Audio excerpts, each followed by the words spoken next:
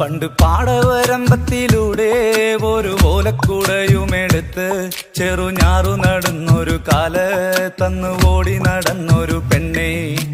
കയ്യിൽ കരിവളയിട്ട് കണ്ണിൽ കൺമഷി കൊണ്ടുവരച്ച് പിന്നെ വാർമോടിയൊക്കെ വിരിച്ച് നല്ല ചേലുള്ള പാവാടയിട്ട് ആ തോട്ടോരത്തുള്ളൊരു കൈതോലക്കൂട്ടത്തിനോരത്തു നിൽക്കണ ഒരാൾ മരത്തിൻ ചോട്ടിലിരിക്കണ ദേവിക്കു ചാർത്തുവാൻ പൂവുകൾ കൊണ്ടുപോയോ പെണ്ണെ, പൂവുകൾ കൊണ്ടുപോയോ.